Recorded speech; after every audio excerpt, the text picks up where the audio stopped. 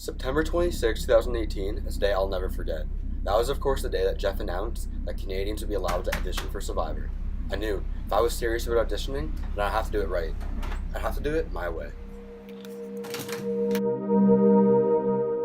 Right when I first saw that tweet from Jeff Probst, I couldn't control myself. I was screaming. Like, my roommates even came into my room checking on to see if I was okay, because I was like that excited and like making that much noise about it. The first thing I did though was I called my parents and told them like the crazy news that Canadians can be on Survivor, because they know about how big of a fan I am and how much I've wanted to be on Survivor for so many years now. And then, because I'm such a Survivor super fan, I posted 2 things on my Instagram about it. The crazy news that Canadians can now be on Survivor, so I wanted to spread the news to everyone. I did a poll asking people like, yo, do you think I could get on if I actually made like an audition video, and see what other people thought? And almost everyone in the options were for sure or no or something, and almost every single person voted for sure you'll get on Survivor. Look, I could talk to you all day about why I love Survivor.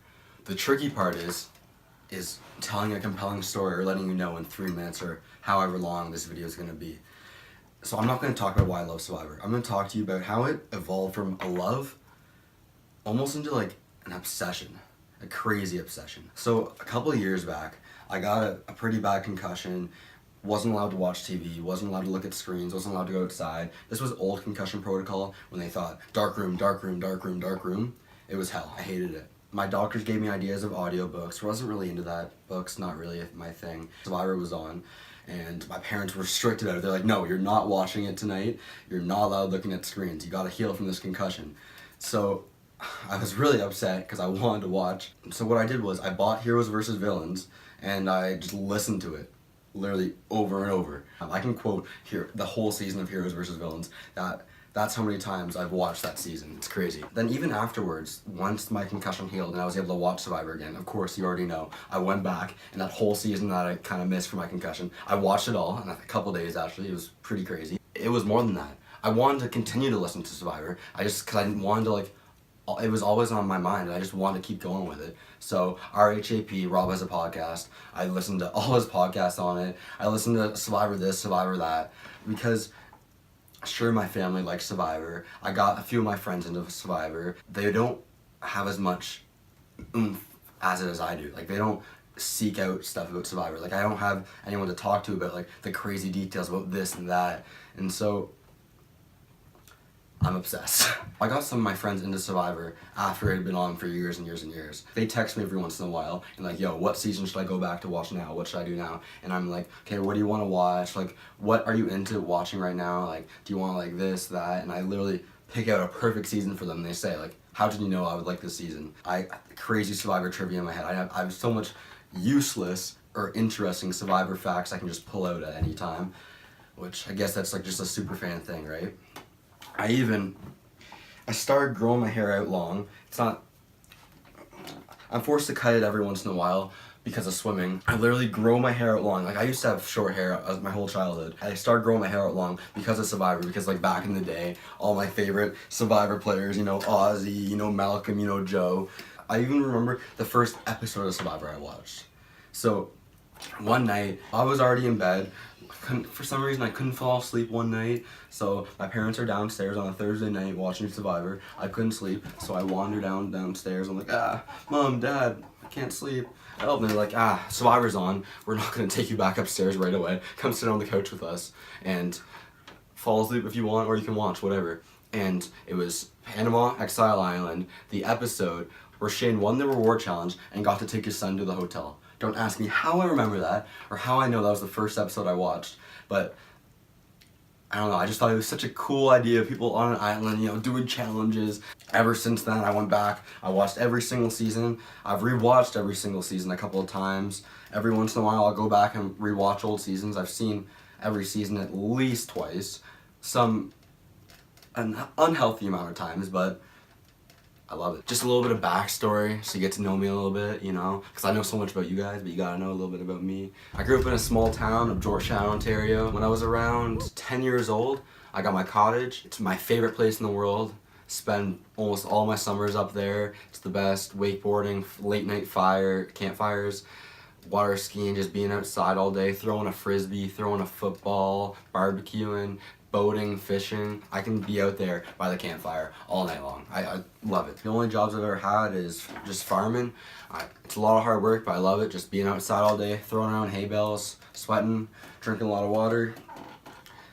I get paid cash. It's pretty nice. School at Acadia University. It's in Wolfville, Nova Scotia. A super small town. Like, we're talking, like, this isn't even considered a town. The town it's a super small school as well. The town doubles when school's in to 6,000. So, like, literally the school's half the population.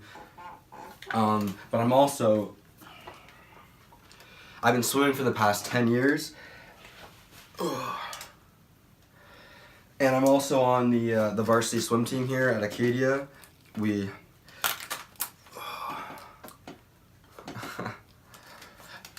Acadia University, we're the Axemen. We're actually having our big tapered swim meet this weekend, which is gonna be pretty exciting. So, like, we've been training all season for this. We're gonna be shaving down tomorrow, actually. Shave down and rest up, put our racing suits on, and hopefully do really well. I don't know why I just did that. That was kind of weird. Being a swimmer at university with all the schoolwork, with trying to get enough sleep, like, I would say it's so hard to balance all those things. Like, we're swimming twice a day. I swim for 2 hours every morning, swim for 2 hours every night. I am right now overloading my class schedule, so instead of 5 classes, I'm taking 6 classes. That's 18 hours of classes a week, plus a homework, plus studying, plus, like, trying to have a little bit of a social life, whatever I can find, and then finding enough sleep afterwards, all that. It's kind of hard to balance, but I think I do the best I can. For whatever reason, people seem to like me. I don't know, I think I have a pretty decent amount of friends. Like, people always seem to like to be around me. If there's one part of Survivor where I think I would excel the most, it's truly the social game. For whatever reason, growing up always had a big group of friends to hang out with, always had big social support. So I really feel like the social game is where I would shine. Now, of course, I'm gonna say I think I can win Survivor. I know I can win Survivor, but, like, how am I gonna convince you guys that? Well, Outwit, Outplay, Outlast. Outwit, I'm the Survivor super fan who connects with people super easy. Outplay, I'm a varsity athlete for my university. Not just a varsity athlete though, I'm a swimmer, which I feel like on Survivor, swimming, Survivor, outside, beaches, you know, it kind of works perfectly together. And then the last one would be Outlast, right? Outwit, Outplay, Outlast. When I think about Outlast, how I describe this is me, but also, like, every Canadian out. Survivor's been on the air for almost 20 years now. It's 2018. First episode premiered in 2000. I've been wanting to be on the show since I was 12 years old. Canadians have been lasting almost 20 years at this point to be on Survivor. It's a 39-day journey. 39 days doesn't seem that hard in the grand scheme of 20 years. So I think that like the 39-day part will be a piece of cake compared to this long it's been taken for Canadians to have a chance. If given the chance, I guarantee you that I will win the game, or I will do the best in my ability to win the game. And I know everyone probably says that, but, like, just putting together my athletic ability, putting together my Survivor knowledge, my game knowledge, it is a game, wanting to represent Canada, representing this country,